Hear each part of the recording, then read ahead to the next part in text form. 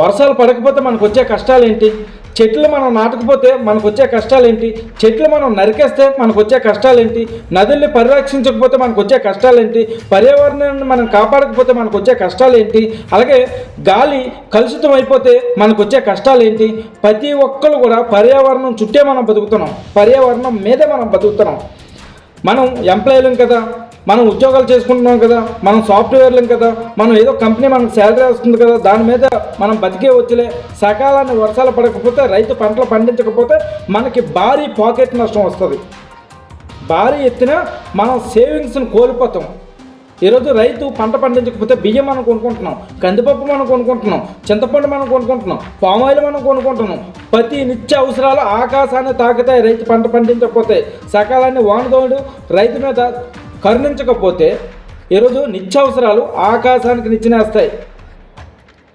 నేను గవర్నమెంట్ ఎంప్లాయీని కదా, నేను సాఫ్ట్వేర్ని కదా, నేను ఏదో కంపెనీలో పని చేసుకుంటున్నాను కదా, నాకు ఆ కంపెనీ శాలరీ వస్తుంది కదా, వాటి ద్వారా కొనుక్కుంటాం కదా. రైతు కదా వర్షాలు పడకపోతే నష్టపోతాడని మూర్ఖతంగా ఆలోచిస్తే నీ శాలరీ కూడా ఎందుకు సాలదు. రైతు అన్న ఎలాగోకలాగా తన కోసం తనైనా పండించుకొని తింటాడు. రైతు అన్న పండించి తన తినగా ఉన్నది బయటకు అమ్మితేనే నువ్వు ఎన్ని ఉద్యోగాలు చేసుకున్నా ఆ డబ్బులతో కొనుక్కోగలవు. పర్యావరణాన్ని మనం పరిరక్షించాలి ఖచ్చితంగా. భావి తరాల కోసమైనా మనం కాపాడాలి. చెట్లు నరకకూడదు, చెట్లు పడాలి, నదులు కాపాడాలి. ఇదే మనం ఖచ్చితంగా మన పిల్లలకు చెప్పాలి, మనం కూడా పాటించాలి. మనకు దేవుడు ఎంతో లాంగ్ టర్మ్ జీవితాన్ని ఇచ్చాడు. మనతో పాటు ఎన్నో జీవరాశులు మనం కాపాడాలి.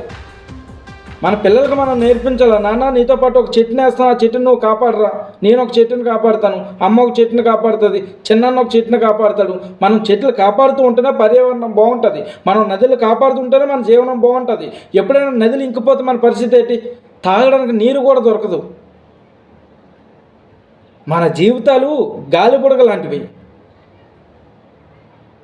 మనం ఖచ్చితంగా మన చుట్టూ ఉన్న ప్రకృతిని మనం కాపాడుకోవాలి. మనతో బతుకుతున్న జీవరాశులు మనం కాపాడుకోవాలి. నేను ఉద్యోగం చేసుకుంటున్నాను, పర్యావరణంతో నాకేం పని? వర్షం పడకపోతే రైతుకే కదా నష్టం. రైతన్న దేశానికి ఎన్నుముక్క అంటారు.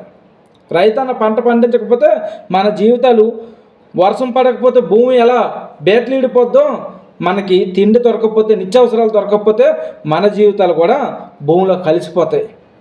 భావి తరాలు కాపాడండి. పిల్లలకు ఆస్తులు ఇస్తున్నాం, అలాగే ప్రకృతిని కూడా ఇవ్వండి, నదుల్లో ఇవ్వండి, చెట్లలో ఇవ్వండి. ఎప్పుడు మేల్కొంటాం మనందరమే? ఇలాంటి వర్షాలు ఒక 2-3 సంవత్సరాలు మనకు దెబ్బేస్తే మనం కాపాడుకుంటున్న మన ఆస్తులు కానీ, మన డబ్బు కానీ మనల్ని కాపాడవు.